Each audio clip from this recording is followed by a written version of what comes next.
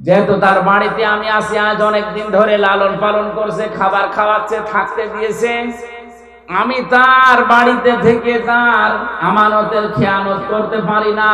ইন্নাহু লা ইফলিহুজ জালিমুন, এটা যদি আমি করি তাহলে জালেম হব, আর জালেমরা কোনোদিন সফল হচ্ছে না, হবে না। ইউসুফ নবী ইন্নাহু লা ইফলিহুজ জালিম বলতে পারতেন যে আমি জালেম, আমি সফল হব না। তিনি জালিমুন বহু বছর দিয়েছেন। ইউফলিহু এটা মোজারে, কেন মোজারে দেওয়ার পরে বহু বছর দিয়েছেন? তিনি তো একা ছিলেন ঘরের ভেতরে। মুফাসসিরিন ইকরাম তাফসীরে কাবীরের ভেতরে আল্লামা ফখরুদ্দীন রাজি লিখেছেন, হযরত ইউসুফ নবী আলাইহিস সালাম যে কথাটা বলেছিলেন আল্লাহর এত বেশি পছন্দ হয়েছিল, ওই সময় কিয়ামত পর্যন্ত যারা নফসের উপরে, পরিবারের উপরে, সমাজের উপরে, দেশের উপরে, মানুষের উপরে জুলুম করবে, এই জালেমদেরকে আল্লাহ দৃষ্টান্ত হিসাবে আয়াত কোরআনে নাযিল করেছেন। জালেমদেরকে আল্লাহ জানাতে চেয়েছেন, জালেমরা তোমরা যা করো না কেন তোমরা কিন্তু সফল হতে পারছো না, পারবা না। এই জন্য জালেম দুনিয়ায় যারা আছেন তারা থামেন। আজ অনেকেই তার ব্যক্তির উপরে জুলুম করছে, নিজের যৌবনকে যৌবনের তাড়নায় পড়ে ধ্বংস করে ফেলছে। মোবাইল, কম্পিউটার, ইন্টারনেটের মাধ্যমে নিজের যৌবনকে আজ যারা ধ্বংস করে ফেলছে, এটা নিজের নফসের উপরে, শরীরের উপরে জুলুম।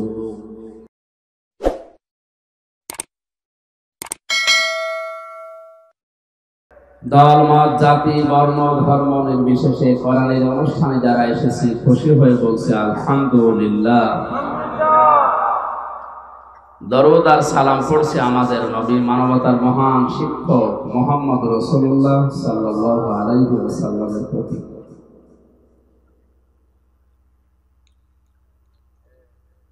কোরআনে কারীম থেকে একটা মাত্র আয়াত আমরা পড়েছি, সূরা নাহলের 90 নম্বর আয়াত। 128টা আয়াত আছে, 16টা রুকু আছে, আমরা 13 নম্বর রুকু, মাত্র একটা আয়াত, 6টা পয়েন্ট আছে আয়াতের ভেতরে। পৃথিবীতে জুমার নামাজ আমরা মুসলমানেরা যেখানে পড়ি, জুমার দিন দ্বিতীয় খুতবার শেষের দিকে এই আয়াতটা ইমাম সাহেব আমাদের শোনায়। প্রত্যেক জুমায় 175 কোটি মুসলিম সারা দুনিয়ায় ছড়িয়ে আছে। জুমার নামাজের দ্বিতীয় খুতবার শেষের দিকে এই আয়াতটা ইমাম সাহেব আমাদের শোনায় আরবিতে। ওদের মাতৃভাষা হয়তো আরবি না, এই জন্য বুঝি না। আমরা আজকে মাতৃভাষায় এর ব্যাখ্যা বিশ্লেষণ করে দেখব যে ইমাম সাহেব আসলে আমাদের কি বলতে চান।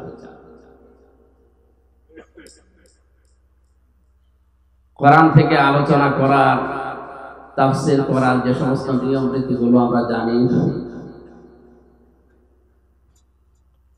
ফি জিলালিল কোরআন সাইয়্যিদ কুতুব রাহমাতুল্লাহ আলাইহি 6টা শর্ত দিয়েছেন। কেউ যদি কোরআনের কোন আয়াত থেকে তাফসীর করে মানুষকে শোনায়, প্রথমে তা শুদ্ধ তেলাওয়াত করবেন, মাতৃভাষায় অর্থ করবেন, ঐতিহাসিক প্রেক্ষাপট তাদের সামনে বলবেন।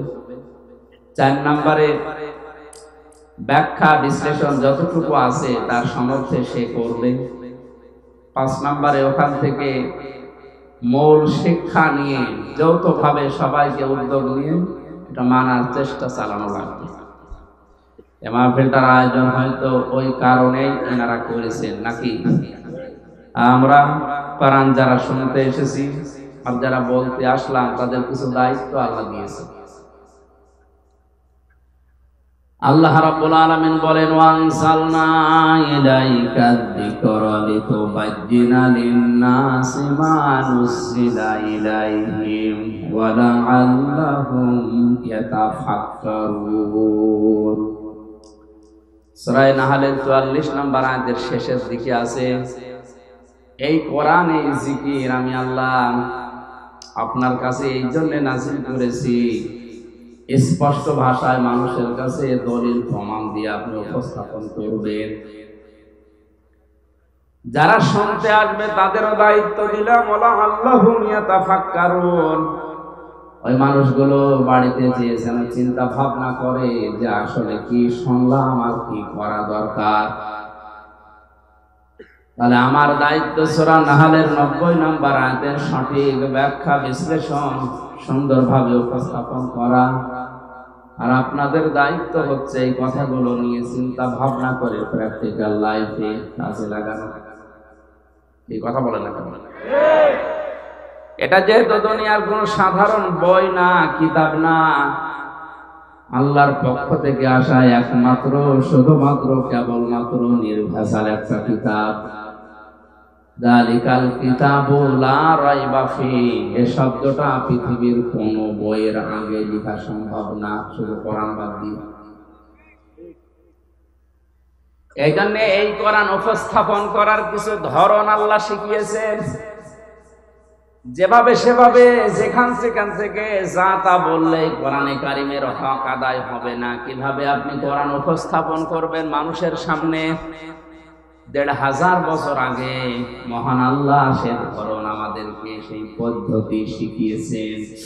আলিফ লাম মিম সাদ কিতাবুন উনজিলা ইলাইকা ফালা ইয়াকুন ফি সাদরিকা হারাজুন মিনহু লিতুনযিরা বিহি ওয়া যিকরা লিল মুমিনিন। আল্লাহ পাক বলেন এই একটা কিতাব, কিতাবুন আনজালনাহু ইলাইকা, আপনার প্রতি আমি আল্লাহ নাযিল করেছি লিতুখরিজান নাসা মিনাজ যুলুমাতি ইলান নূর, মানুষদেরকে অন্ধকারের পথগুলো থেকে বের করে আলোর পথের দিকে নিয়ে আসবেন। আল্লাহর এই কোরআন বাদ দিয়ে দুনিয়ার যত নিয়ম নীতি আছে আল্লাহর ভাষায় সব অন্ধকার, একমাত্র আলোর নাম হচ্ছে কোরআনে কারীম। জোরে বলুন সুবহানাল্লাহ। এটা উপস্থাপন করার ধরনের প্রথম নম্বরে কিতাবুন উনজিলা ইলাইকা ফালা ইয়াকুন ফি সাদরিকা হারাজুন। হে নবী, এই কোরআন দিয়ে যখন মানুষদেরকে আপনি সতর্ক করবেন, উপদেশ দেবেন, নসিহত লাগাবেন, আপনার মনের ভেতরে যেন কোনো সংকীর্ণতা, সংশয়, সন্দেহ এগুলো কাজ না করে। হারাজুন শব্দের ব্যাখ্যা লিতুনজিরা, হারাজুম মিনহু লিতুনজিরা বিহি, এই শব্দটুকুর ব্যাখ্যায় আমি দুইটা বিষয় পেয়েছি তাফসীরে। এক নম্বরে মুফাসসির দিয়েছেন কোরআন দিয়ে যখন আপনি সতর্ক করবেন, হয়তো পৃথিবীর অনেক মানুষ এটা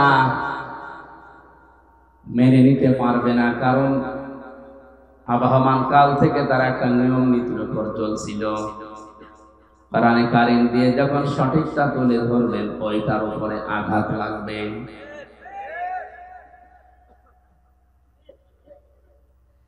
আঘাত লাগার কারণে সেই মানুষগুলো বিরোধিতা করবে। এতদিন সেই মানুষেরা আপনাকে চাকরি দিত, বেতন দিত, ভাতা বাড়িয়ে দিত, আপনার হাদিয়াত ফালাকাত, তারা আজ এই কথাগুলো শোনার পরে ওগুলো বন্ধ করে দিতে পারে।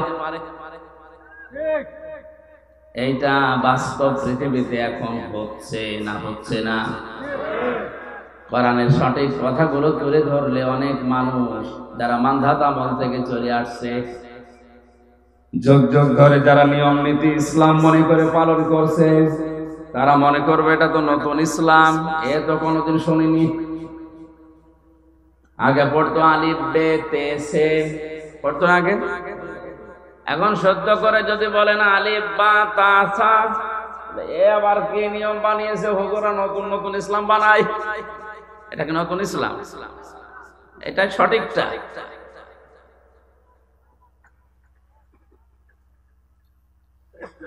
দ্বিতীয় নম্বরে আপনি যে ব্যাখ্যা, বিশ্লেষণ, তাফসীর উপস্থাপন করবেন মানুষের সামনে, হয়তো অনেকেই না বোঝার কারণে বিরোধিতা করতে পারে।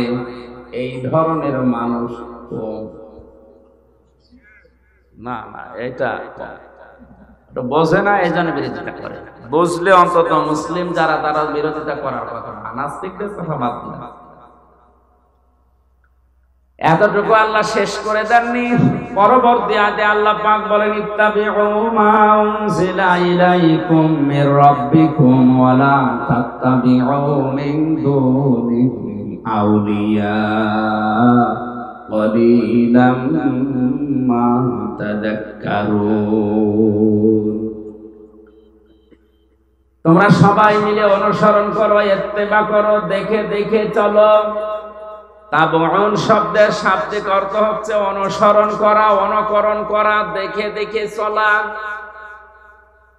তোমাদের প্রতি তোমাদের রবের পক্ষ থেকে যেটা নাজিল হয়েছে সেইটা দেখে দেখে তোমরা চলো। ঈদগাহবাসী আমরা সবাই জানি আমাদের রবের পক্ষ থেকে যেটা আমাদের উপরে এসেছে তার নাম এক বাক্যে বলেন কি? বলেন বলেন। এতটুকু আল্লাহ শেষ করেননি। ওয়ালা তাত্তাবিউ, অনুসরণ করা যাবে না, ইত্তেবা করা যাবে না, মেনে চলা যাবে না, দেখে দেখে চলা যাবে না। মিন দুনিহি আউলিয়া, দুনিয়ার কোন ওলি, আল্লাহ ওলির বহু বচন আউলিয়া, কোন ওলির অনুসরণ দরকার নেই। এরকম বাংলা ব্যাখ্যা শোনার পরে মনে হচ্ছে আল্লাহ মনে হয় ওলিদের বিরুদ্ধে। আল্লাহ ওলিদের বিরুদ্ধে? অথচ কোরআনে সূরা ইউনূসের ভেতরে আছে 62 নম্বর আয়াতে আলা ইন্না আউলিয়া আল্লাহি লা খাউফুন আলাইহিম ওয়া লা হুম ইয়াহজানুন। সাবধান, জেনে রাখো আমি আল্লাহর ওলি যারা, বন্ধু যারা, তাদের কোনো ভয় নেই, চিন্তাও নেই। জোরে বলেন আল্লাহু আকবার। এই আয়াতের সাথে আয়াতের মিলছে না, অথচ কোরআনে কারিমে আল্লাহ এমন কোন কথা দেয়নি যে একটার সাথে আরেকটা কন্ট্রাডিকশন ভাববে, মিলবে না, এমন কোন কথা কোরআনে নেই। ওয়ালাউ কানা মিন ইনদি গায়রিল্লাহি লাওয়াজাদু ফীহি ইখতিলাফান কাসীরা। হে নবী, আপনি কোরআনে এমন কোন কথা পাবেন না যে একটার সাথে আরেকটা মেলে না। অথচ এই আয়াতে বললেন ওলিরা আমার বন্ধু, আর এই আয়াতে বলছেন তোমরা ওলিদেরকে অনুসরণ করবা না। কথাটা কেমন হয়ে যাচ্ছে? ব্যাখ্যায় তাফসিরে মুফাসসিরে کرام লিখেছেন আল্লাহ পাক ওলিদের অনুসরণ করতে এখানে সব ওলির কথা, আউলিয়া যেহেতু বহু বচন, কোন ওলির অনুসরণ দরকার নেই। এই জন্য বলেছেন আল্লাহ যেহেতু ভবিষ্যৎ জানে না, জানে না। বলেন বলেন বলেন। আল্লাহ পাক খুব ভালোভাবে জানেন ভবিষ্যতে এমন বান্দা দুনিয়াতে আসবে, ওরা আমি আল্লাহর চাইতে ওদের আব্বাকে বড় মনে করবে। আজ যেটা বাংলাদেশে সবচাইতে বেশি, আল্লাহর আলোচনা শোনাবেন না, আব্বার কথা বলেন খুব খুশি, সে যে আব্বা সে ধরনের হোক। অনেকে আল্লাহর চাইতে আব্বাকে বাবাকে বড় মনে করবে, এই জন্য আল্লাহ আগে সতর্ক করার জন্য নিষেধ করলেন। কালিলাম মা তাযাক্কারুন। আফসোস, আল্লাহর এই আলোচনা থেকে উপদেশ গ্রহণ করবে কম মানুষ। আমরা যেন ওই কম মানুষের ভেতরেও থাকতে পারি। সরি বলেন আমিন। সূরা নাহলের 90 নম্বর আয়াতে আল্লাহ পাক 6টা বিষয় আলোচনা করেছেন, 3টা আদেশ আর 3টা নিষেধ। আল্লাহর আদেশ মানাও ফরজ, নিষেধ মানাও ফরজ। বলেন না কেন? 6টা ফরজ এই আয়াতে আছে। একটা একটা করে ব্যাখ্যা করে যতটুকু আমাদের মেধায় আছে এখান থেকে নিয়ে আমাদের বাস্তব জীবনে আমরা মিলিয়ে দেখব আসলে আমরা এই আয়াতটা প্রতি জুমার দিন যেটা আরবিতে শুনি ওটা আমাদের জীবনে মিলছে কিনা। আল্লাহ পাক বলেন ইন্নাল্লাহা ইয়া'মুরু বিল আদলি ওয়াল ইহসানি ওয়া ইতা'i যিল কুরবা। অবশ্যই আমি আল্লাহ নির্দেশ করছি বিল আদলি, দুনিয়াতে তোমরা ন্যায় বিচার করবা। কি বিচার? দ্বিতীয় নম্বর হল ইহসান, ভালো ব্যবহার করবা। ওয়া ইতাই দিল কুরবা, নিকট আত্মীয়দের খোঁজ খবর রাখবা। এই তিনটা কাজ যদিও আমরা মুআমালাত মুআশারাত ইসলামের একটা অন্যতম বিধান, সাধারণ জিনিস মনে করি, আর কি মানুষের সাথে হাসি মুখে কথা বলা এটাও যে ইবাদত অনেকে জানে না। আকুলু লিন-নাসি হুসনা, মানুষের সাথে কথা বললে ভালো ভালো কথা বলো। যদি কেউ হাসি দিয়ে কথা বলা শুরু করে, সালাম দিয়ে, তাহলে তার সাদকা দেওয়ার সওয়াব হয়। অথচ মুখ গোমরা করে থাকে, কথায় বলতে চায় না, কথা বললে গালি দেয় না। গালি এলাকায় নেই। এতদিন পর্যন্ত অনেকেই জানতাম মুনাফিকদের আচরণ বা আলামত তিনটা। আয়াতুল মুনাফিকি সালাসা, মুনাফিকের আচরণ চিহ্ন তিনটা জানতাম। আমি হাদিসে 4টা পর্যন্ত পেয়েছি। কথা বললে মিথ্যা কথা বলে, ওয়াদা করলে খেলাফ করে, আমানত রাখলে খেয়ানত করে। 4 নম্বরে মুনাফিকের যার মাঝে রোগ আছে, তাদের ভেতরে যারা ঝগড়া হলে গালি দেয়। সুতরাং যারা ঝগড়া হলে আগে গালি দেন, মন মেজাজ খারাপ হয়ে গেলে আগে গালি দিয়ে শুরু করেন, বুঝতে হবে মুনাফিকের জাত তার ভেতরে আছে। আল্লাহ আমাদেরকে যেন বাঁচিয়ে দেন, জোরে বলেন আমিন। তিনটা আদেশ করার পরে আল্লাহ পাক বলেন, তিনটা নিষেধ আমি তোমাদেরকে করলাম। ওয়ায়ানহা আনিল ফাহশাই ওয়াল মুনকারি ওয়াল বাগয়। 1 নম্বরে তোমাদের নিষেধ করা হচ্ছে তোমরা ফাহিশা কাজ করবে না, মুনকার মন্দ কাজে জড়াবে না, আল বাগয় সীমা লঙ্ঘন করবে না। আল্লাহ পাক বলেন এই 3টা আদেশ 3টা নিষেধ করার পরে ইয়াইযুকুম লাআল্লাকুম তাযাক্কারুন, এই ওয়াজগুলো আমি আল্লাহ নিজে তোমাদের করলাম। এই ওয়াজ কার? বলেন বলেন। ওয়াজ আমির হামজা করে না, ওয়াজ সরাসরি করছে আল্লাহ নিজে। আমি অ্যাডভার্টাইজ করছি শুধু। সুতরাং বাংলাদেশে যারা ওয়াজ বিরোধী, যারা তাফসীর বিরোধী, ওরা সরাসরি আল্লাহ বিরোধী।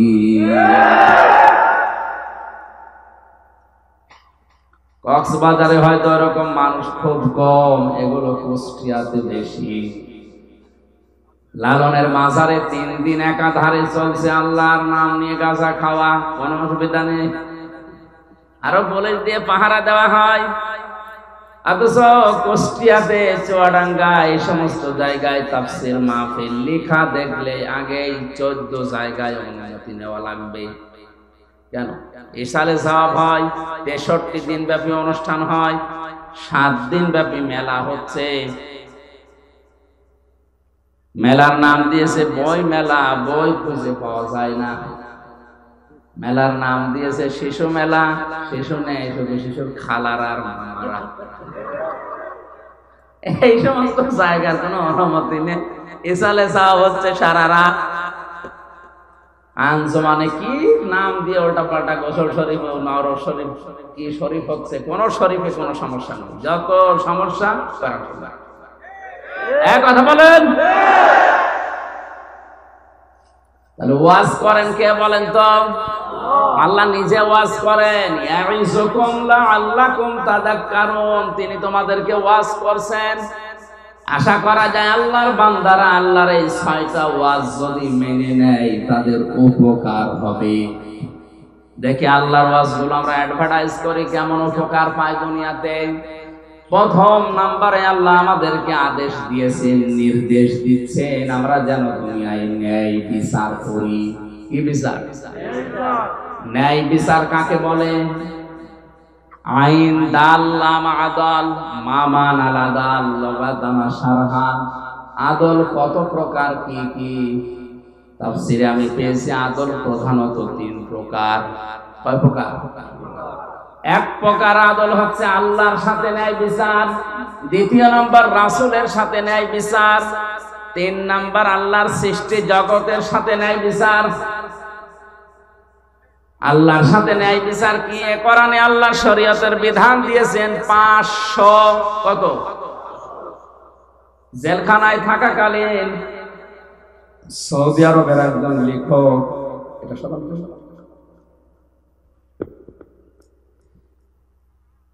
ওনার আরবিতে লেখা, বাংলায় ভাষান্তর করা জনাব নূর হোসেন মসজিদে নামে এক গল্প করেছে বাংলায়। ওখানে আল্লাহর অঙ্গীকার আল কোরআনে 500। আমি বইটা প্রায় 8-9 বার এই 3 বছরে পড়েছি। আমার প্রায় মুখস্থ হয়ে গেছে।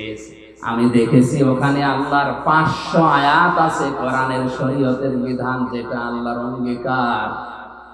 এগুলো যদি কোনো মানুষ বাস্তবে মেনে নেয়, সে যেন আল্লাহর সাথে ন্যায় বিচার করলো। তার ভেতরে আজকে আয়াতে আছে 6টা। কয়টা? না, এটা কি ডিস্টার্ব করে বারবার, এই জন্য এগুলো লাগাতে নিষেধ করি।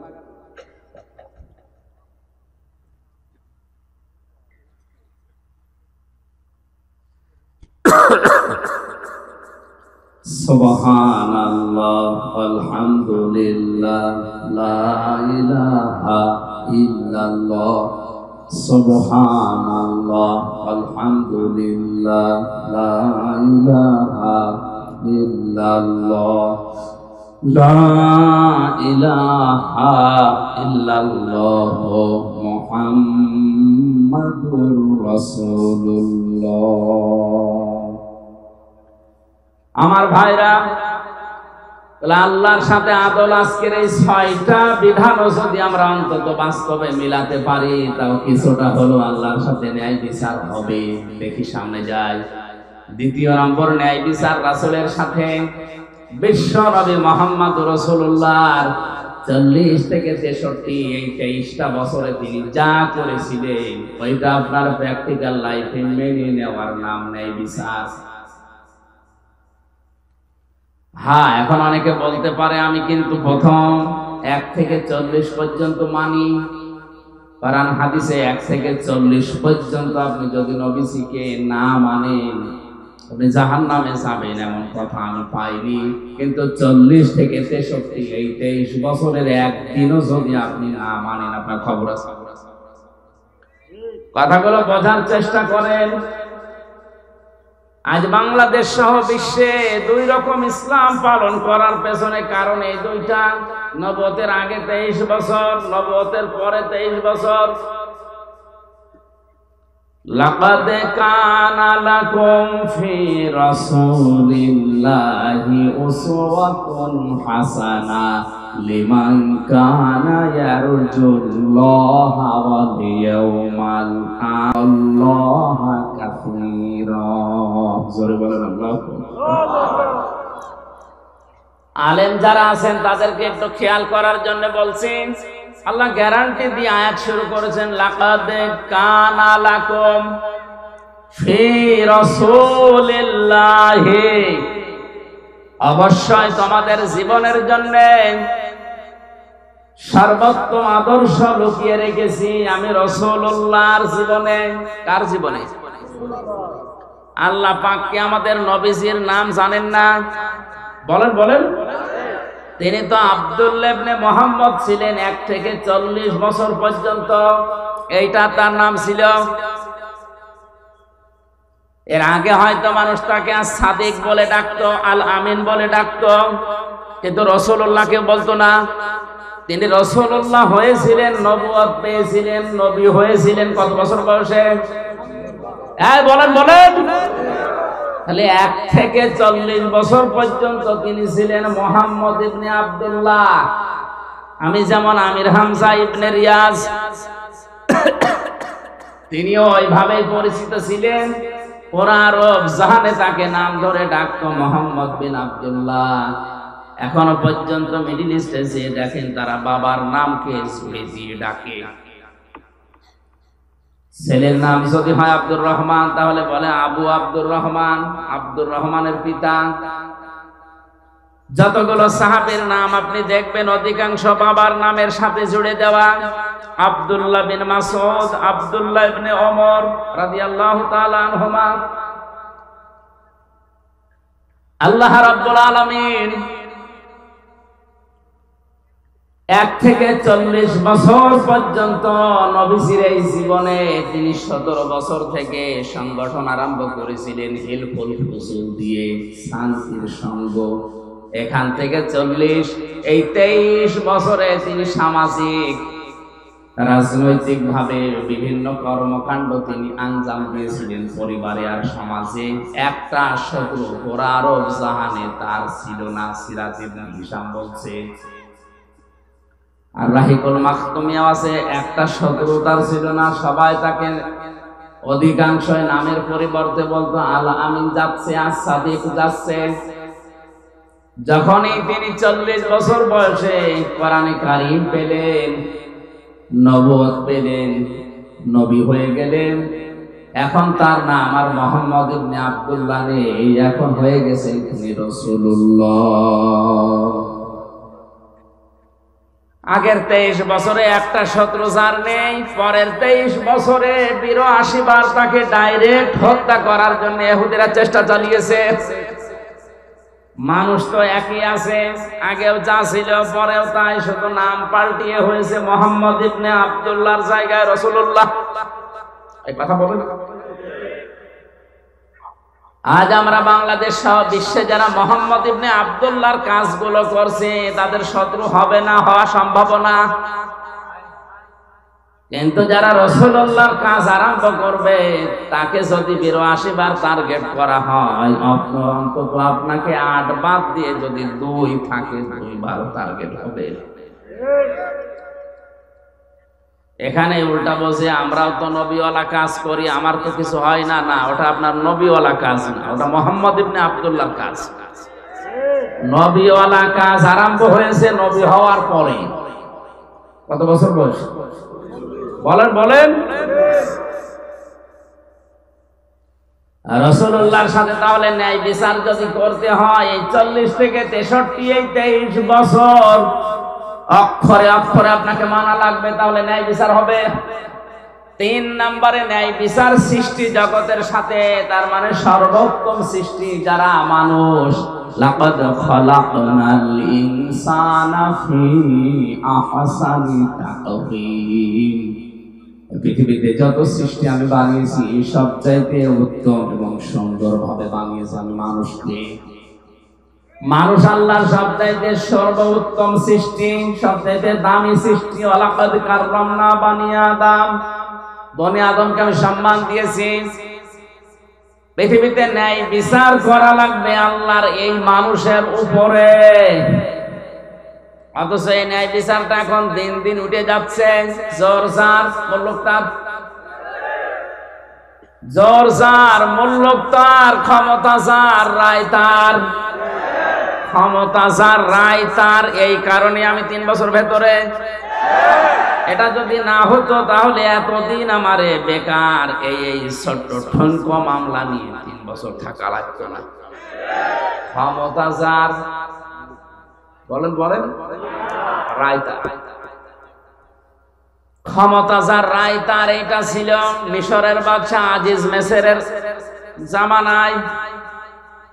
হযরতে ইউসুফ নবীকে বাজার থেকে কিনে তার স্ত্রীর কাছে একজন দিয়ে গেল, স্ত্রীকে উপহার দিল। আস্তে আস্তে তিনি যৌবন পেলেন। হযরতে ইউসুফ নবী আলাইহিস সালাম যখন বড় হতে লাগলেন, জুলাইখা নামে, আমি ঘটনা বলার উদ্দেশ্য না, আমার এখান থেকে শিক্ষা বের করা একটা উদ্দেশ্য। খুব খেয়াল করেন। আল্লাহ রাব্বুল আলামিন বলেন, আকালাল্লাযী ইশতারাহু মিন মিসর লিমারাতিহি আকরিমি মাসাওয়াহু আসা আইয়ানফা'না আও নাত্তাখিযাহু ওয়ালাদা। এর কথা হচ্ছে, এই মহিলা তার স্বামীকে বলেছে, এই ছোট্ট সন্তানটাকে হয় আমরা নিজের সন্তান হিসাবে গ্রহণ করি, অথবা এই সন্তান আমাদের অনেক উপকারে লাগবে।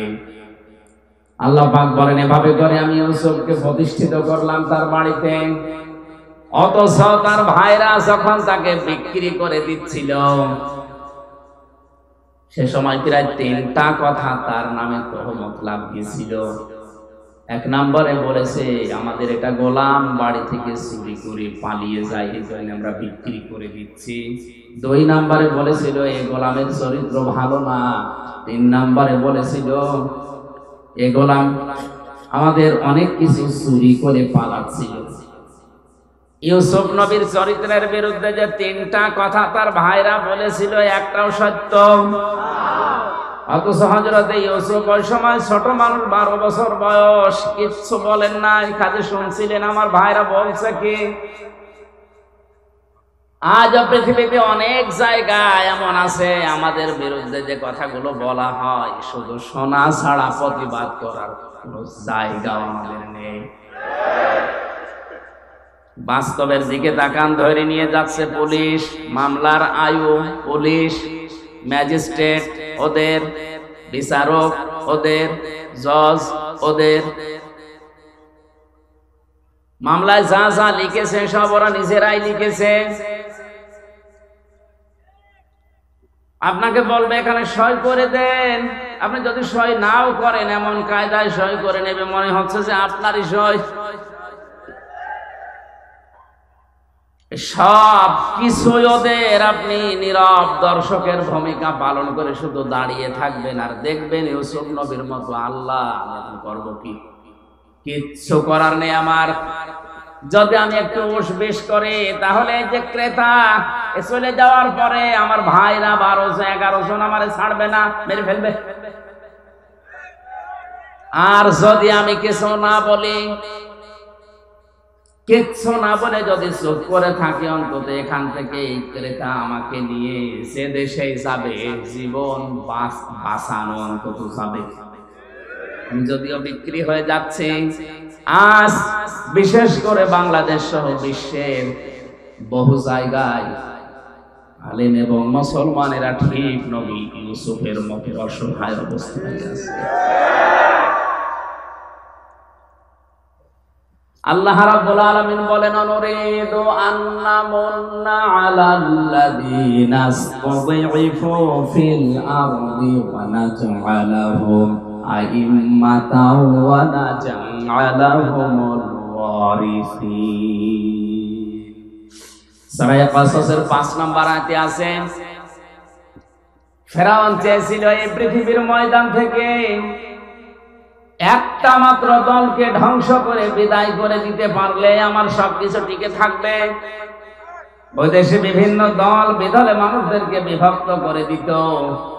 আজও আমাদের এক জায়গায় অনেকেই হতে দিতে চাচ্ছে না।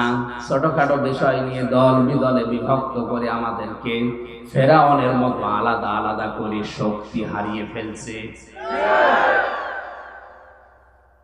ফেরাউন চেয়েছিল এরা যদি সব এক হয়ে যায় তাহলে আমার রাজত্ব টিকবে না। এই জন্য ছোটখাটো বিষয় নিয়ে মতভেদ তৈরি করে আলাদা আলাদা দল বানিয়ে, ওই সমস্ত কোন দলের উপরে ফেরাউনের টার্গেট ছিল না, শুধুমাত্র একটা দলকে টার্গেট করেছিল, সেটা হবে মুসা আলাইহিস সালামের দল। আজও বিশ্বের অনেক জায়গাতে আপনি তাকান, যে বিষয় শরীয়তে মরণের পরে কবরে ওই বিষয়ের প্রশ্ন হবে না, এরকম বিষয় নতুন করে সামনে এনে উনি আলাদা দল বানিয়েছে। উনি আল্লাহু আকবার বলে হাত বাঁধে বুকে, উনি আলাদা। অথচ মরণের পরে আপনাকে আল্লাহ কিন্তু জিজ্ঞাসা করবে না হাত কোথায় বাঁধছিস বল, বলবে। আপনি যদি শুধু আল্লাহু আকবার বলে হাত ছেড়িয়ে দেন তাও অসুবিধা নেই, আর যদি বুকে বাঁধেন তাও অসুবিধা নেই, যদি নাভিতে বাঁধেন তাও অসুবিধা নেই, যেখানে সেখানে বাঁধলেই নামাজ হবে, ছেড়ে দিলেও সমস্যা না। ইমাম আহমদ ইবনে হাম্বল রাহমাতুল্লাহ আলাইহি তার মাযহাব যারা মেনে চলে তারা দেখেছি সৌদি আরবে কাবা শরীফে মসজিদে নববীতে আল্লাহু আকবার বলার পর হাত ছেড়ে দিয়ে দাঁড়িয়ে আছে। আমি প্রথমে জানতাম না, কাবা শরীফে নামাজ পড়তে গিয়েছে যে আল্লাহু আকবার বলে হাত ছেড়ে দাঁড়িয়ে আছে। আমি মনে করছি ওর মনে নেই, খালি গোতা মারছে, ওটা আমার ভাষা বলছে না। নামাজ শেষ পর্যন্ত ছেড়ে দিয়েছে, কালো আফ্রিকায় বাড়ি, আমার দিকে তাকিয়ে বলছে কি, মানে ওর ভাষা দিয়ে যে কি আমি কোথাদের কেন আচ্ছা, এই নিয়ম তো অন্তত আমাদের দেশে আমি পাইনি।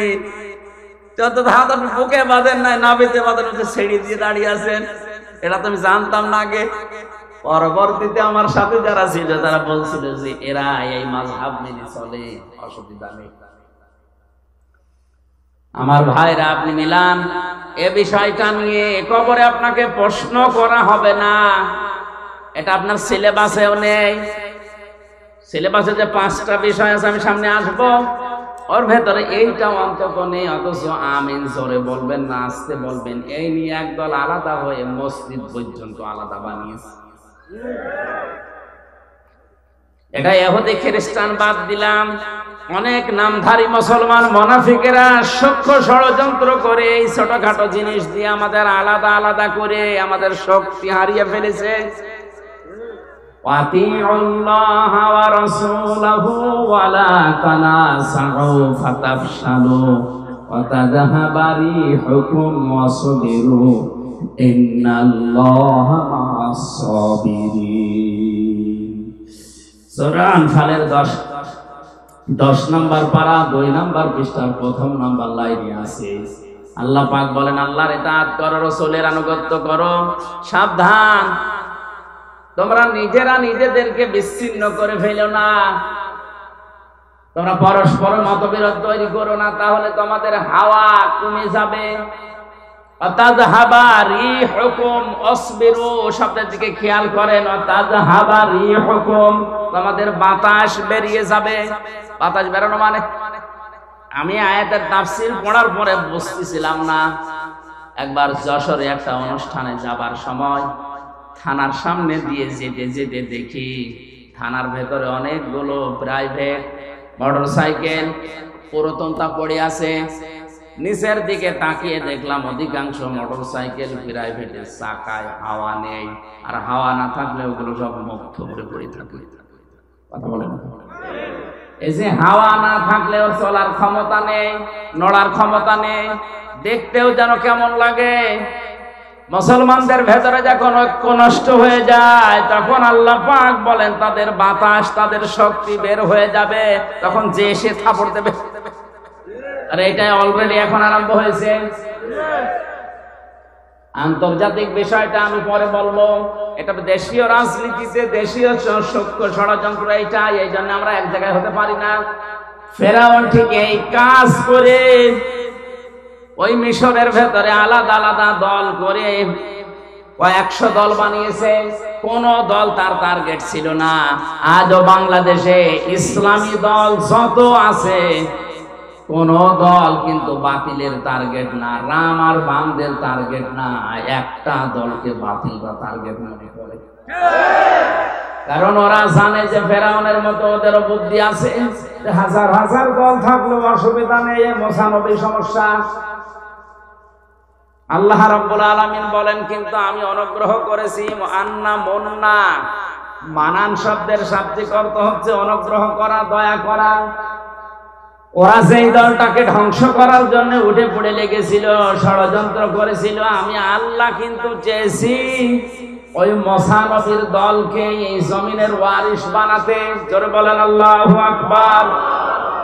আজও তামাম দুনিয়ায় যারা হকপন্থী সঠিক দলকে বুঝে ফেলেছে, ইমাম ইবনে তাইমিয়া বলেন, তোমরা যদি হক দলকে চিনতে না পারো তাহলে বাতিলের দিকে তোমরা তাকাও। তারা কোন দলকে টার্গেট করে? তুমি হয়তো হক চিনতে নাও পারো, কিন্তু বাতিল হক চিনে। হযরতে মুসা আলাইহিস সালামকে আল্লাহ রাব্বুল আলামিন জমিনে প্রতিষ্ঠিত শুধু করেননি, জমিনের ওয়ারিস বানিয়ে দিয়েছিলেন। ইউসুফ নবী আলাইহিস সালামকে জমিনে তিনি প্রতিষ্ঠিত করলেন। ওরা চেয়েছিল এখান থেকে বিক্রি করে তাকে শেষ করে দেবে। আল্লাহ পাক বলেন না, ওয়ালিনুআল্লিমাহু মিন তা'ওয়িলিল আহাদিস আল্লাহু গালিবুন আলা আমরিহি ওয়ালাকিন্না আকসারান নাসি লা ইয়ালামুন। তাকে আমি আল্লাহ স্বপ্নের ব্যাখ্যা শিক্ষা দিলাম। আমি আল্লাহ যেটা ইচ্ছা করেছি আমার আদেশগুলোই গালেব হয়েছে, বিজয় হয়েছে, কিন্তু অধিকাংশ মানুষ এটা বোঝে না বা জানে না। ওয়ালাম্মা বালাগা আশুদ্দাহু আতাইনাহু হুকমা ওয়া ইলমা ওয়া কাযালিকা নাজসিল মুহসিনিন। আমি আল্লাহ পাক দিন যত যেতে থাকে, হযরত ইউসুফ নবী আলাইহিস সালামের শরীরে শক্তি সমর্থন যৌবন যখন আসে, তাকে আমি জ্ঞান এবং হিকমত তাকে আমি আল্লাহ দান করলাম। সরে বলেন আল্লাহু আকবার। আজ ইসলাম নিয়ে টিকে থাকতে হলে আমাদের দুইটা জিনিস লাগবে, শক্তি এবং হিকমত, জ্ঞান। শক্তি বলতে শুধু শরীরের শক্তি না, আজ এই যে মিডিয়াগুলো কাজ করছে এটা একটা শক্তি, এটা সবচাইতে বড় শক্তি। এখন আজ ইসলামকে ধ্বংস করার জন্য ওরা যত কিছু ব্যবহার করছে তার সবচাইতে বড় মাধ্যম এই প্রচার মাধ্যম। আল্লাহ রাব্বুল আলামিন কোরআনে কারিমে জানিয়েছেন, হে নবী, ইসলাম ধ্বংস করার জন্য ওরা যেটা কাজে লাগাচ্ছে ওইটা উল্টি আপনি ইসলামের পক্ষে কাজে লাগান। আজ মিডিয়া, ইলেকট্রিক মিডিয়া বলেন, প্রিন্টিং মিডিয়া বলেন, যত খবরের কাগজ পত্রিকা সবগুলো রাম আর বামদের মালিকানায়। প্রচার করার মতো আমাদের হাতে তেমন কিছুই নেই। সুতরাং ইসলাম নিয়ে যদি এখন এগিয়ে যেতে হয় আমাদের জ্ঞান অর্জন করা লাগবে, আমাদেরকে বিভিন্ন শক্তি সঞ্চয় করা লাগবে। এভাবে করে আমি আমার মুহসিন বান্দাদেরকে পুরস্কৃত করে থাকি। এবার আমার মূল কথায় আসছি, ওয়ারাওয়াদাতুহুল্লাতী হুয়া ফি বাইতিহা আন নাফসিহি ওয়া গাল্লাকাতিল আবওয়াবা ওয়া ক্বালাত হাইতা লাক। হযরত ইউসুফ যখন যৌবনে পদার্পণ করলেন, ওই বাড়ির মালিক যে জুলাইখা যার নাম, নবী ইউসুফকে আল্লাহ এত সৌন্দর্য দান করেছিলেন, তাফসীরে পেয়েছি দুইজন পুরুষকে আল্লাহ সবচাইতে বেশি সুন্দর করে দুনিয়ায় পাঠিয়েছেন। তার ভেতর ইউসুফ নবী দ্বিতীয়, এক নাম্বারে ছিলেন আমাদের নবী মুহাম্মদ রাসূলুল্লাহ। চারজন মহিলাকে আল্লাহ এই দুনিয়াতে সবচাইতে সুন্দরী করে বানিয়েছিলেন। কিয়ামত পর্যন্ত এরকম মানুষকে আল্লাহ আর পাঠাবেন না। তার এক নম্বরে হযরত হাওয়া আলাইহিস সালাম, এত সুন্দর মানুষ দুনিয়া আর আসবে না। দুই নম্বরে জুলাইখা, তিন নম্বরে রানী বিলকিস, চার নম্বরে বিশ্বনবীর ছোট মেয়ে হযরত ফাতিমাতুজ জাহরা রাদিয়াল্লাহু তাআলা আনহা। এই যে দুই নম্বরে যার নাম বললাম জুলাইখা, এও ছিল বিশ্ব সুন্দরী ওই সময়। এই মহিলা একটা একটা করে দরজা সবগুলো বন্ধ করে দিয়ে একেবারে উপরে ইউসুফ নবীকে এখান থেকে ডাক দিয়ে বলে, আসেন। হযরত ইউসুফ নবী আলাইহিস সালাম যেখানে ছিলেন পরিবেশ তার কন্ট্রোলে ছিল, কারণ সাতটা দরজায় বন্ধ। কয়টা? আমি ঘটনা বলবো, এই জন্য আয়াত পড়িনি, আমি একটা শিক্ষা দিতে চাই। ইউসুফ নবী যেখানে ছিলেন সব তার পক্ষে ছিল, এমনকি কাজের যে মহিলাটা, জুলাইখার যে কাজের মেয়ে লোকটা, যে বাদী, যে দাসী, যে কাজ করে দিত, সেই মহিলাও এই কাজের পক্ষে, অসুবিধা নেই। মহিলা ডাক দিচ্ছে, ওয়াকালাত হাইতা লাক, আসেন আমার দিকে। হযরত ইউসুফ আলাইহিস সালাম বললেন, ইন্নী আখাফুল্লাহ, আমি আল্লাহকে ভয় পাই। ক্বালা মাআযাল্লাহি ইন্নাহু রাব্বি আহসানা মাসওয়ায়া ইন্নাহু লা ইফলিহুজ যালিমুন। একটু খেয়াল করেন, হযরত ইউসুফ নবী বললেন, আমি আল্লাহর সাহায্য চাই। জুলাইখা ডাক দিয়ে বলছে, আল্লাহর সাহায্য তো আমিও চাই। এখানে আপনি যেটা করবেন কেউ জানতে পারবে না, কেউ দেখতেও পারবে না। আপনি মনে মনে করছেন আমার দেবতা দেখছে, এই যে দেবতার মাথার উপরে আমি কাপড় দিয়ে দিলাম, আর দেখতে পারবে না। ইউসুফ নবী ওই সময় বলেছিলেন, আল্লাহর বান্দি, এই মাটির মূর্তিগুলো কাপড় দিয়ে হয়তো ঢাকা যায়, কিন্তু আমি এমন একজন সত্তার ইবাদত করি যার মুখ, যার চোখ কখনো কাপড় দিয়ে বন্ধ করা যায় না।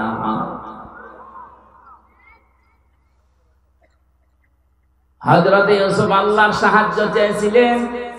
এত বড় কঠিন যৌবনে পরীক্ষা চলছে, যেটা একটা যুবক মানুষের জন্য এই জায়গা থেকে বেঁচে থাকা কতটা কঠিন, যাদের যৌবন আছে তারা জানে।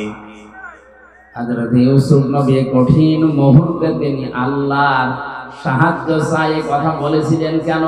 অথচ তার পরবর্তীতে আল্লাহ পাক বলেন, লাকাদ হাম্মাত বিহি ওয়া হাম্মা বিহা লাউলা বুরহানা রাব্বি। এমন একটা পরিবেশ তার কোন অনুকূলে ছিল। তিনি একজন নবী, নবীদের শরীরে এমনিতেই যৌবন বেশি। সাধারণ মানুষের চাইতে নবীদের শরীরে যৌবন কমপক্ষে 27 গুণ বেশি থাকে। কত? আল্লাহর নবীর এই ডান হাতে এই দুনিয়ার 100 মানুষের শরীরে যে শক্তি আছে তার ডান হাতে এই শক্তি ছিল। নবীদের যৌবনও বেশি, তাদের শক্তিও বেশি, পরিবেশে কন্ট্রোলে। যেমন তেমন মহিলা না, বিশ্ব সুন্দরী। আল্লাহ রাব্বুল আলামিন বলেন, হযরত ইউসুফ কিন্তু মানুষ হিসাবে রাজি হয়ে গিয়েছিলেন, আর ওই মহিলা তো আগেই রাজি।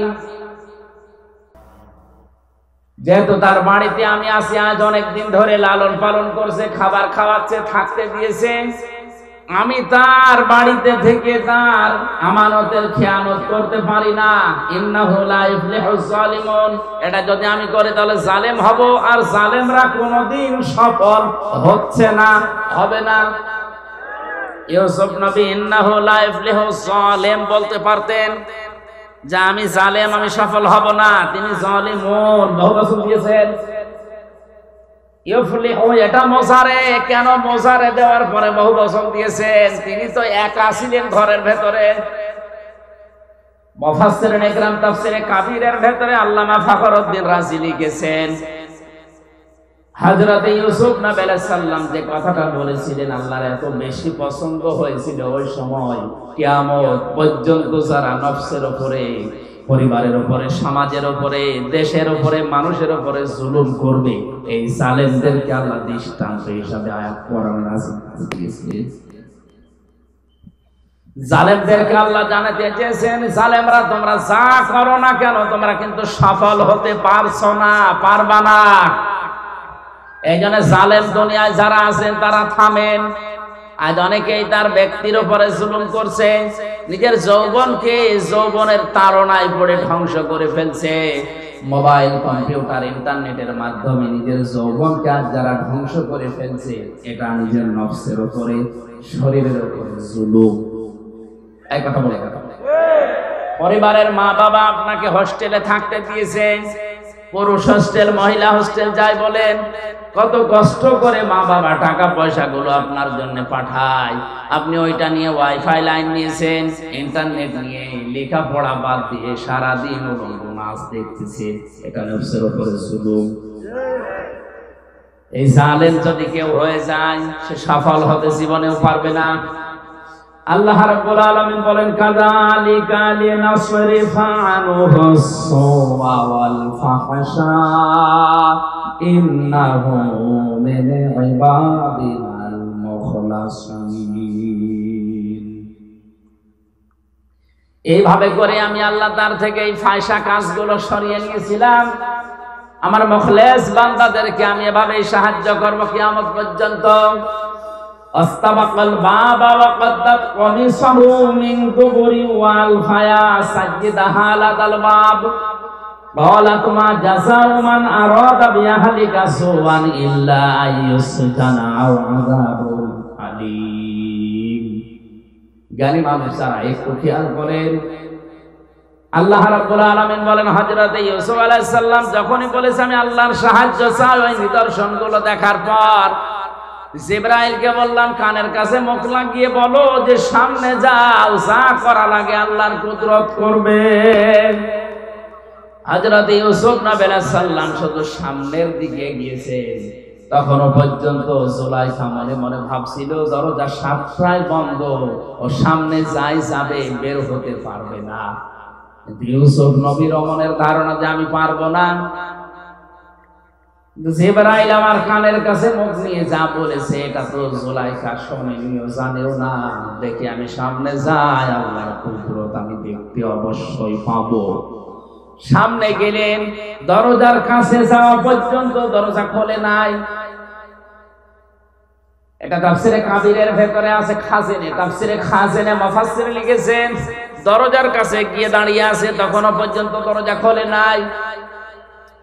ইউসুফ নবী চিন্তা করছিলেন ওই সময় কি আল্লাহর ওয়াদাও কি মিথ্যা হয়ে গেল? কই আমার জিবরাইল যে কানের কাছে মুখ নিয়ে বলে গেল যে সামনে যান, আমি তো এসেছি প্রায় দরজার কাছে, আর মহিলা তো এবার দৌড় দেবে। দরজার কাছে যাবার পরে দাঁড়িয়ে আছেন, চোখ বন্ধ করে ফেলেছেন, মনে হয় আর হবে না। চোখ বন্ধ করার পরে যে চোখ খুললেন, দেখলেন অটোমেটিক দরজা খুলে গেছে। আল্লাহর ভয় নিয়ে কোন মানুষ যদি অন্যায় কাজ করার সামর্থ্য থাকার পরেও কোন মানুষ যদি আল্লাহর ভয়ে ফিরে আসে, মহান সময় তাকে সাহায্য করে। হযরত ওমরের জামানার একটা ঘটনা পড়েছিলাম হাদিসে। তিনি ক্ষমতা পাওয়ার পরে রায় দিয়ে দিলেন, ঘোষণা দিয়ে দিলেন যে মদ আজকে থেকে হারাম, কেউ যেন আমার রাজ্যের ভেতরে মদ আর কেউ বিক্রি না করে, বাইরে থেকে যেন কেউ না নিয়ে আসে। মদিনার এক যুবক আকিব নামক বাজার থেকে চুরি করে 2 বোতল মদ ওই সময় কিনেছে। 1 বোতল জায়গায় বসে খেয়েছে, আর একটা নিয়ে যাচ্ছে বাড়িতে। রাতের বেলা বন্ধুদের নিয়ে আনন্দ করে চুরি করে খাবে। হযরত ওমর রাতের বেলা বের হয়েছে, দেখি পোসাদের খবর কি। এশার নামাজের পরে তিনি বের হয়ে, চারিদিকে অন্ধকার, পাহাড়ি এলাকা। তাকিয়ে দেখলেন অন্ধকারের ভেতরে কালো কি যেন আসতেছে। কাছে যত যায় তত স্পষ্ট হয়। কাছে গিয়ে দেখলেন একটা মানুষ। ডাক দিয়া বললেন, এই বেটা, রাতের বেলা এভাবে কি করো? লোকটা হযরত ওমরের কণ্ঠ শোনার পরে তার মাথা ভালো হয়ে গেছে। কারণ হযরত ওমর যে রাস্তা দিয়ে যেত, শয়তান পর্যন্ত রাস্তায় আসতে ভয় পেত। লোকটা ছিল মাতাল। হযরত ওমরের কণ্ঠ যাই শুনেছে, এই বেটা রাতের বেলা কি করো? ওর মাতলামি কিসে ভালো হয়ে ডাক দিয়ে বলে, খলিফা, আমার বোনের বাড়ি যাচ্ছি। বোনের বাড়ি যাবে, হাতে কি? এই যে চাদর মোড়া দিয়া, এর নিচে মোটা মোটা লাগে কি এটা? এ ফুলি আছে। ওমরের অজান্তে মুখ দিয়ে বের হয়ে গেছে, এটা দুধের বোতল মা দিয়েছে, বোনের বাড়িতে নিয়ে যাচ্ছি।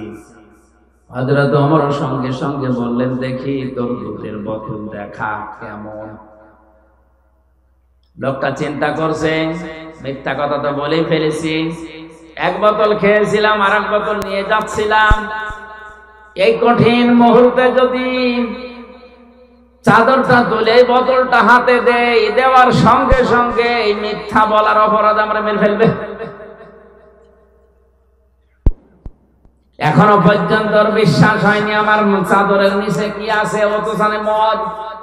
ওই সময় আল্লাহকে ডাক দিয়ে বলেছে মনে মনে, রব্বুল আলামিন, আজকের এই কঠিন অবস্থায় তুমি যদি ওমরের হাত থেকে আমাকে বাঁচিয়ে দিতে পারো, তোমার নামে শপথ করে বলছি, জীবনে আর কোনদিন আমি মদ খাবো না। হযরত ওমর হাত বাড়িয়েছে, লোকটাও চাদর খুলে দিচ্ছে। ওর তো মনে মনে আছে যে এটা মদেরই বোতল। চাদর উঁচা করে যখন ওনার হাতে দিয়েছে, হযরত ওমর হাতে নিয়ে দেখলেন, ডাক দিয়ে বলে, আল্লাহর বান্দা, এই নাও, চলে যাও।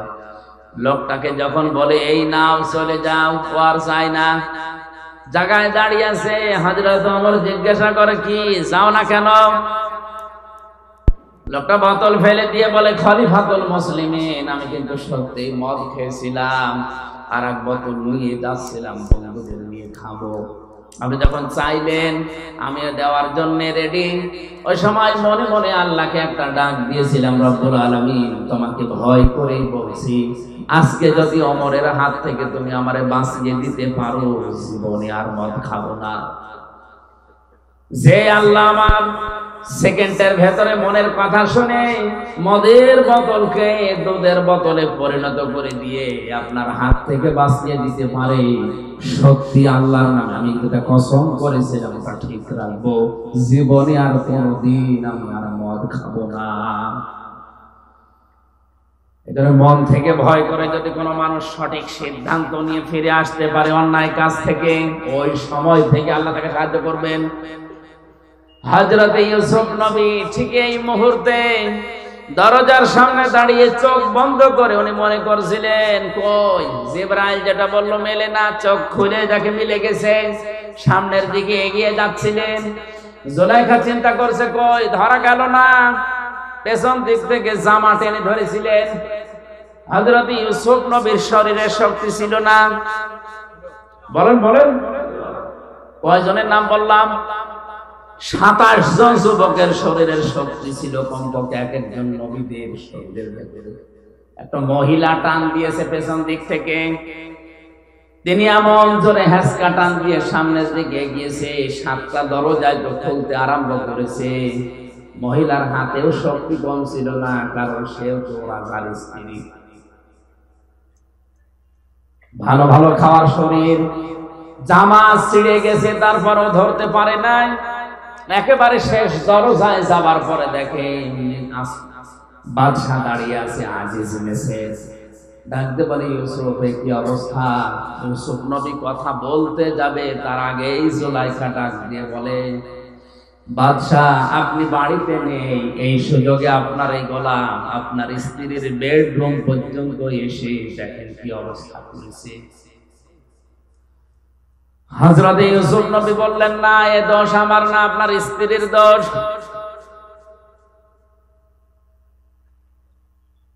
কথা কাটাকাটির এক পর্যায়ে হযরত ইউসুফ নবীকে বাদশা জিজ্ঞাসা করে, তোমার কোনো সাক্ষী আছে?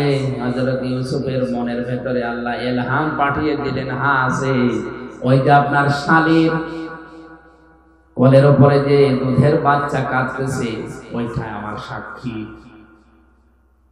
দুধের বাচ্চাটাকে সামনে নিয়ে আসলেন। কোরআনে কারীম বর্ণনা দিচ্ছে, জুলাইখার সঙ্গে সঙ্গে ডাক দিয়েছে, বাদশাহ হে আমার স্বামী, এর কথা আমি শুনতে চাই না।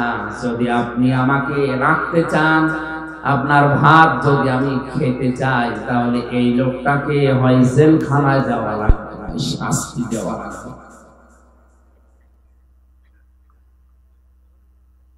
হযরত ইউসুফ আলাইহিস সালাম ছোট্ট এই বাচ্চার দিকে তাকিয়ে ইশারা করলেন, তোমার যা জানা আছে বলো দেখি। বাচ্চা ওর কি জানা আছে? আল্লাহ রাব্বুল আলামিন বলেন, ইউসুফ আলাইহিস সালামের কথা শোনার পরেই কিন্তু বাচ্চা কথা বলেনি। চুপ করে যখন ছিল, বাচ্চা ইউসুফ নবীর দিকে চোখ মোটা করে তাকিয়ে ছিল। আল্লাহ রাব্বুল আলামিন নবীজির এই কঠিন মুহূর্তে যৌবনের এত বড় তাড়নায় যিনি পরীক্ষা দিয়ে পাশ করেছেন, তাকে ফেলে দেবেন না। এই কারণে এই বাচ্চার মুখ দিয়ে আল্লাহ কথা বের করে দিলেন।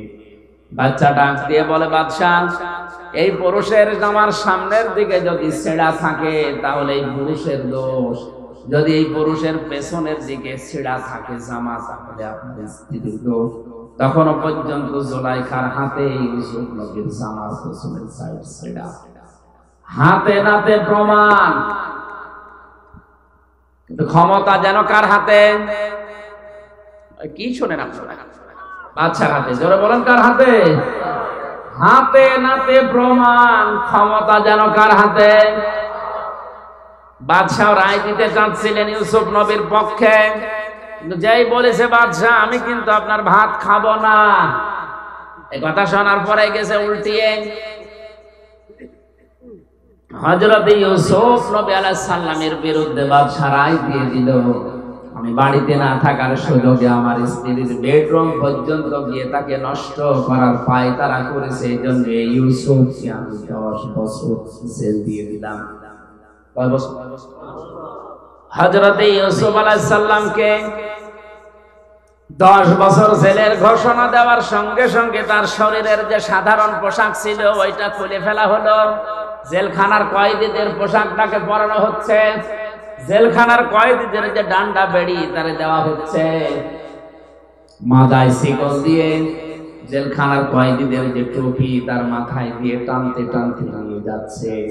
হযরত ইউসুফ নবী আলাইহিস সালাম ওই সময় আকাশের দিকে তাকিয়ে বলেছিলেন, রব্বুল আলামিন তুমি তো জানো আমি সেনা করিনি, তুমি তো জানো আমি ধর্ষক না, আমি মানুষের বাড়ি ঘরে আগুন লাগাইনি। এরপরেও বিনা কারণে ক্ষমতা যার রায় তার, ক্ষমতা যার রায় তার, এ কারণে আমার 10 বছর জেল দিয়ে দিল। আমার কোনো দুঃখ নেই, এদের এই অবৈধ কাজে সাড়া দেওয়ার চাইতে জেলখানার জীবন আমার কাছে উত্তম। জোরে বলেন আল্লাহু আকবার।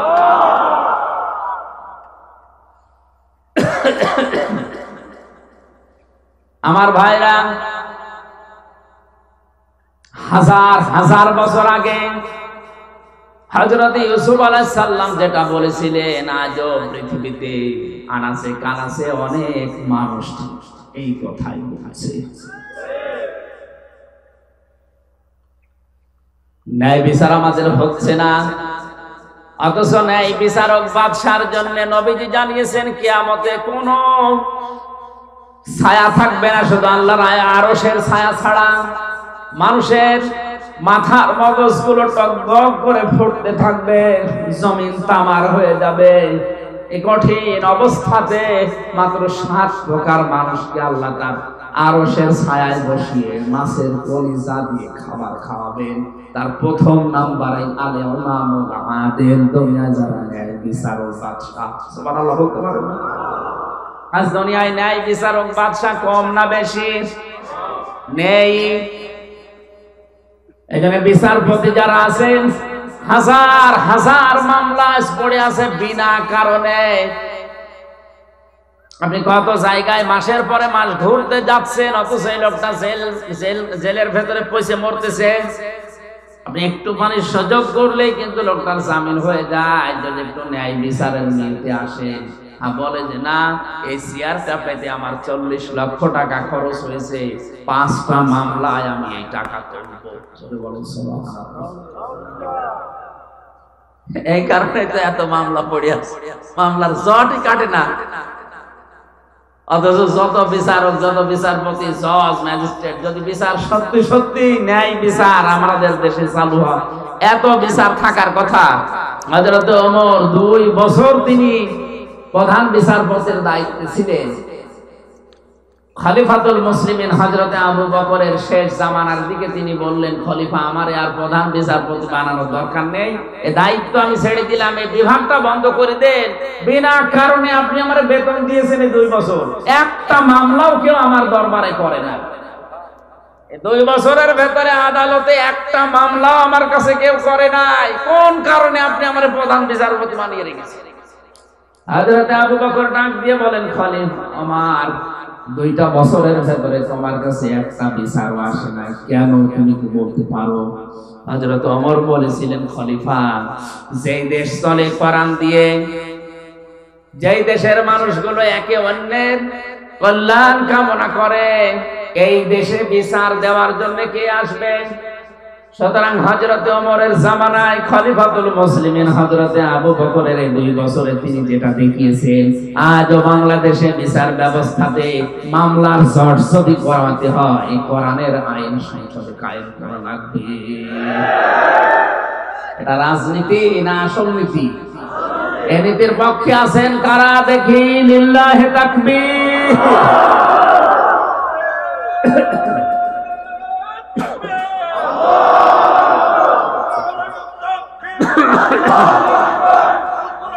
আলহামদুলিল্লাহ।